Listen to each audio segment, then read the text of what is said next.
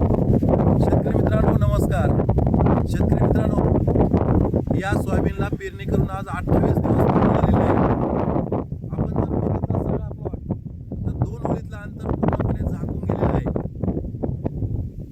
या सोयाबीनला पेरणी केल्यानंतर आपण 18व्या दिवशी एक खताची फवारणी घेतलेली आहे आणि खताच्या फवारणीनंतर प्रचंड सोयाबीनमध्ये आपल्याला बदल दिसेल.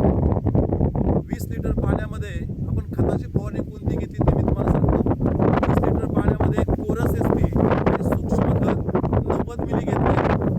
10-53 हे फॉस्फेटयुक्त उच्च फॉस्फेटयुक्त NPK खत हे आपण त्याच्यामध्ये 80 ग्रॅम घेतलंय. मॅग्नेशियम सल्फेट 80 ग्रॅम घेतलंय. व्हिक्टर प्लस 30 मिली घेतलंय आणि इमामॅक्टिन बेन्झोएट त्याच्यामध्ये आपण 15 ग्रॅम घेतलेला आहे. अशी एक फवारणी आपण 18व्या दिवशी घेतली आणि एक 2-3 दिवसापूर्वी थोडंसं ढगाळ वातावरण असल्यामुळं काही वाढीव पीक जाऊ नये यासाठी आपण पुन्हा एक 2-3 दिवसापूर्वी धरकम आणि त्याच्यासोबत अनोलिक म्हणजेच लेमडा याची एक फवारणी एक 2-3 दिवसापूर्वी केलेली आहेत.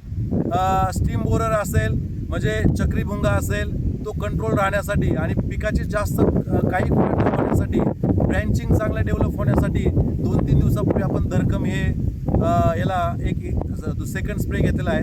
तर शेतकरी मित्रांनो, मला सगळ्यांना एक सांगायचं आहे की आपल्या सोयाबीन पेरल्यानंतर 18 ते 20 दिवसांनी आपण खताची जी फवारणी घ्यायची आहे तुम्ही चांगली परिपूर्ण फवारणी घ्या. जसं की ह्या आपल्या साहेबांनी या प्लॉटला इतकी फवारणी घेतलेली आहे.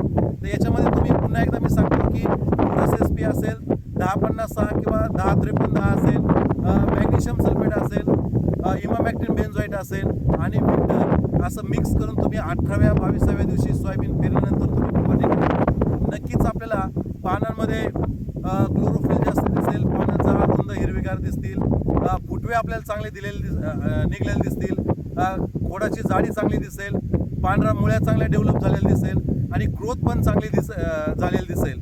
आता यानंतर जर थोडा पावसाचा जर खंड पडला तर खताची फवारणी ही प्रभावी राहते. म्हणून 18 ते 20 दिवसांनी सोयाबीन पेरल्यानंतर आपण फवारणी करणं हे फार महत्त्वाचं आहे.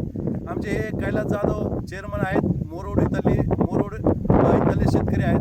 त्यांनी या सोयाबीनला 2 फवारण्या या केलेल्या आहेत. अतिशय चांगल्यापैकी आपण जर बघितलं तर व्हिडिओमध्ये तर अशा पद्धतीने आपणही पण या सोयाबीनला फवारणी करावी एवढंच मी सांगतो. धन्यवाद.